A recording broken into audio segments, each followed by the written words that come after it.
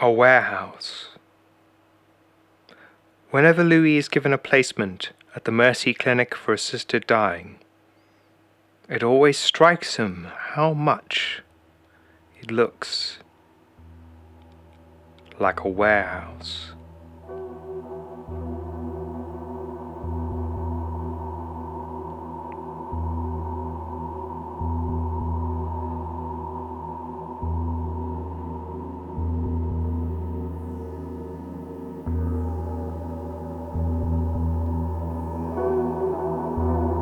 The only hint that the green-grey block does not contain office supplies but dead and dying human bodies is the fraying poster by the door, which depicts a man knelt by an elderly woman in bed. Beneath these figures, a slogan in blocky Art Deco font reads, "The greatest duty of the young is to help the old pass on."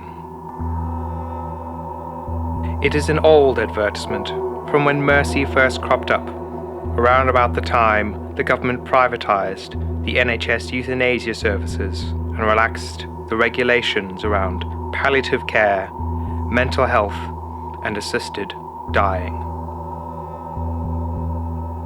Mercy's unique selling point is the idea that young people on benefits should provide comfort and assistance to the more elderly who have decided to pass on but who have no friends or relatives to support them in this difficult moment.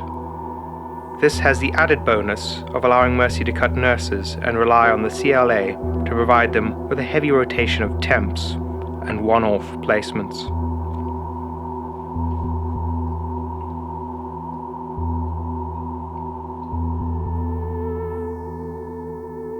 Louie steps through the door. It closes behind him suddenly and silently, as if in a hurry to move him along. Inside is a windowless reception, with all white walls and brown carpeting full of gum, grime, and the occasional squatched roach. "Can I help you?" asks the receptionist. I'm here to do a placement." "Name?" "Louie Jones." The receptionist puts down her knitting and scowls over the register. She is a very short woman with a crown of grey hair that spins upwards like the points on a star. She ticks a box and draws in a long breath, the hairs under her nostrils wobbling like insect feelers. "Go through to the prep room and get your uniform from Kyle." Thank you." "You know, your placement used to be someone's job." The woman spits out the word placement as if it were a bit of rotten fruit and resumes her knitting. Louie nods and continues down the hallway to the prep room. Stepping inside, it is much the same as before. A long, windowless room with lime walls and no furniture. At its far end is a counter, not unlike the sort you'd see in a post office, only the glass screen is grimy, almost opaque, and circular like a submarine window. Beyond, Louie can just about make out Kyle. In the hazy glass, he appears as a thin ginger mustache pasted onto a pallid oval smudge. Hello, I need a uniform." "Oh, sure, here you go." Kyle slides him a blue outfit from under the screen. It can almost pass as a nurse's uniform if you don't pay close attention. This isn't my size." "Sorry. New policy. One size fits all." "Oh, okay. Do I recognize you from somewhere?" The CLA have placed me here before." "Oh, Guess that makes sense. Remember the drill then? Yeah, go see Jen in recruitment and then go get changed? Yep. No problem then. The smudge behind the counter falls quiet. Clutching the crumpled uniform to his chest, Louie leaves the prep room and rounds the corner. There, at the end of the hallway, are 2 rooms and some stairs leading upwards. One of the rooms is the staff toilet. The other is Jen's office.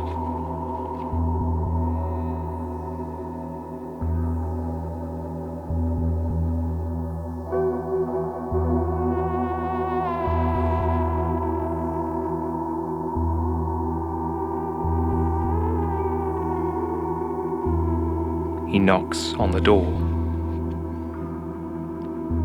"Come in," says a tiny voice. Louie enters the room. It hasn't changed. Sparse yet somehow messy. A single desk, on top of which a bulky grey desktop PC, a printer and stacks of printouts are crammed, looking like they might spill out onto the floor at the slightest disturbance. A wastepaper bin, overflowing with crumpled sheets, tissues and sweet packets. In the corner, a dusty model skeleton faces away, as if ashamed. And, at the back of the room, towering over the desk, is a long, black cabinet.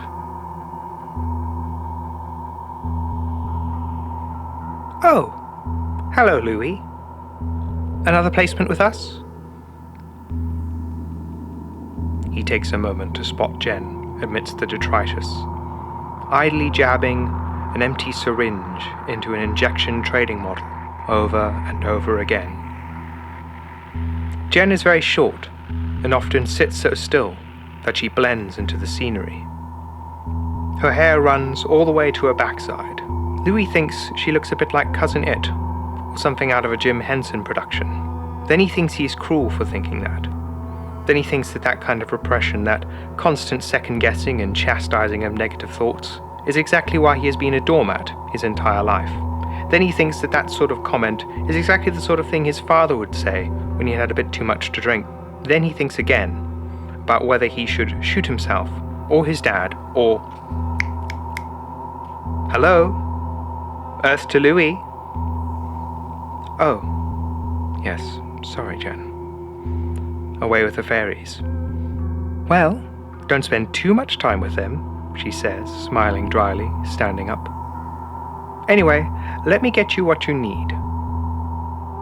She opens the cupboard doors, then, standing tiptoe on her office chair, reaches for a silver Ziploc bag on the top of the shelf. Jen has taken off her shoes and socks. Seeing the bare arch of her foot sends an odd twinge of desire through Louie. As he feels an erection coming on, he wonders what the hell is wrong with him. "Here's what you need." Jen hands him the Ziploc bag. "Your client is on the 2nd floor, room 205B. Louie nods and darts next door to the bathroom. He exhales and feels his heart rate steady, and eventually his erection wilts.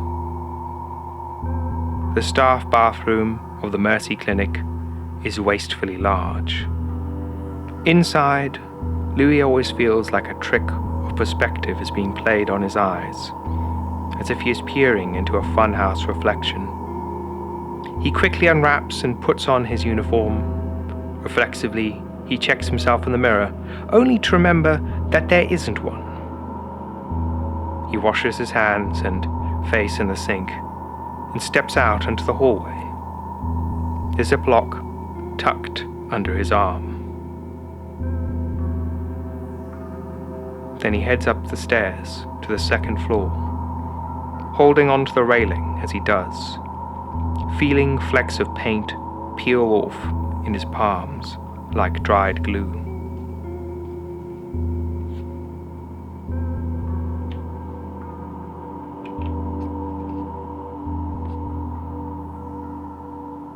At the top, Louie finds himself at the end of a long corridor lined with numbered doors. He inspects the first one, 201A, then the next, 202A, and so on. He walks down the hall and counts 205A, 208A, 215A. Just how long does he have to go until he reaches the B's? The longer he spends in the Mercy Clinic, the more he feels unsettled by it. What is with the lack of furnishings and decoration? Would it really break the budget to put up a picture? And what is with this thick, gooey carpet?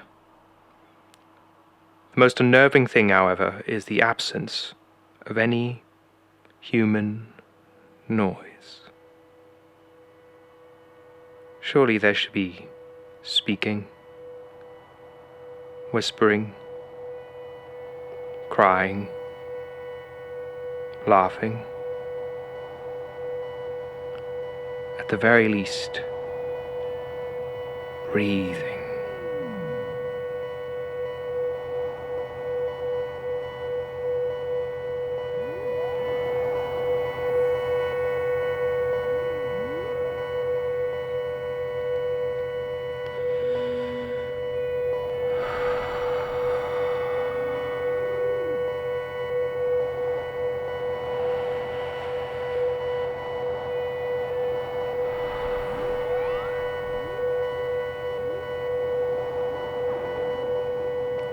(205B).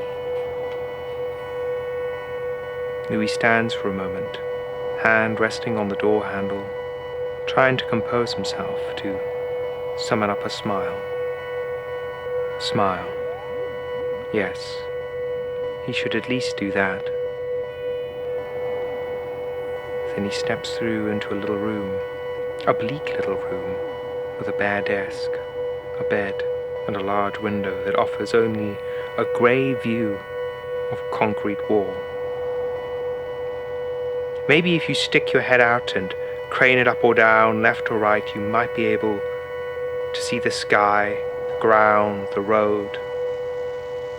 But that is a moot point, because the window doesn't open out or in and is barred with iron, so that no one can jump out to their non-state approved deaths.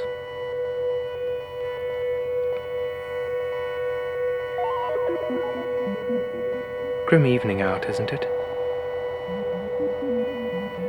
Louie turns to see his client, sat in the far corner of the room, arms cradled around her knees. I couldn't bear to look at it, she continues, chippily. And this, it seems to be the only part of the room I can't see it from. She lets out a nervous laugh. The woman is younger than the other clients Louie has assisted. Surely no more than 60. She is white-haired, whisper-thin, dressed in a long polka dot dress, and has an anchor tattooed on her right shoulder.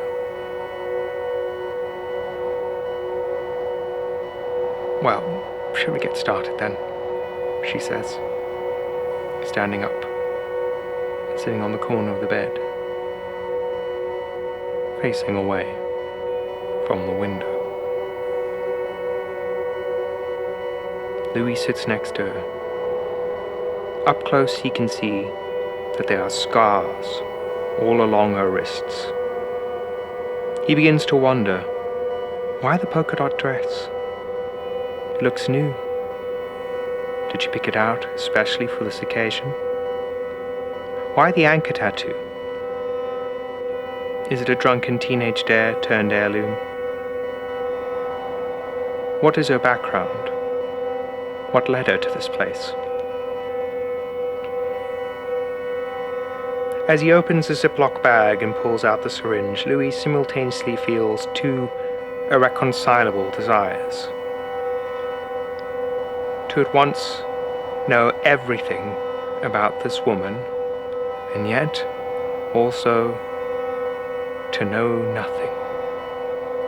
To be wiped clean and left blank, like a spotless sheet. As an employee of Mercy, Louis begins, I am obligated to remind you at this moment of your rights. And so on. Without pause, he emits a bureaucratic chant to ward off bad fortune, lawsuits, etc., etc. After 10 minutes, he reaches his legally ordained anticlimax. If you would like to proceed, please confirm one last time. If you have any doubts, then we at Mercy would urge you to reconsider, madam. She forces a smile. Yes. Please go ahead, boy. Can I take that as a confirmation, madam? Yes. Louis holds up the syringe, lightly presses the plunger, and inspects closely as a tiny drop of clear fluid oozes from the tip. It is working. At the sight of the needle, the woman quickly looks away. All right, he says. I'll begin. She nods, looking at her feet. He holds onto her arm and sticks the needle in.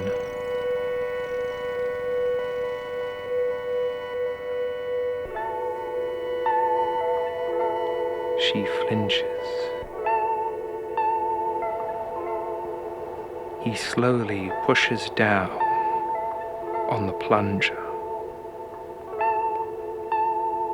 She winces. Then, as the last milligram of poison enters her veins, her face untenses.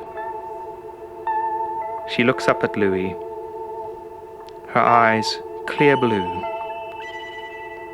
and Louis cannot imagine how he must look in them.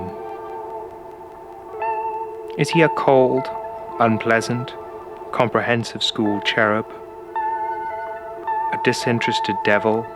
Some teenage summer job ferryman? She opens her mouth to say something. Hi. And that's it.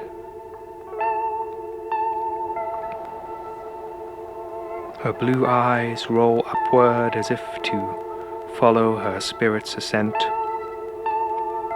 Her body goes limp and slumps towards the floor. Louis quickly catches, steadies it.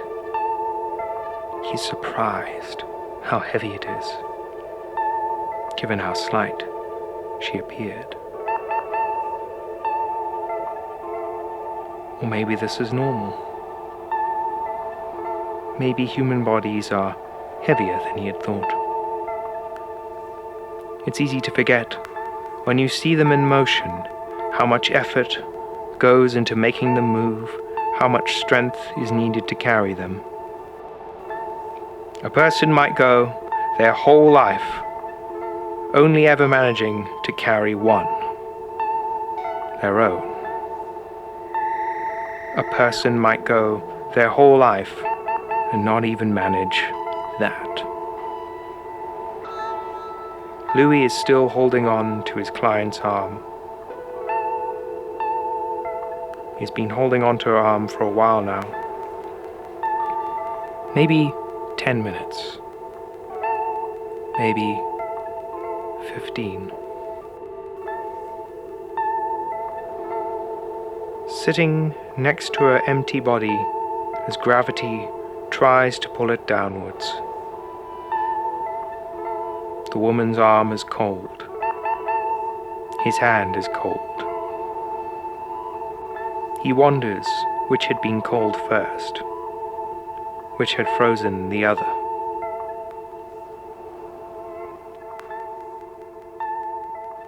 Standing up, he gently lays the body on the bed, as neatly as he can.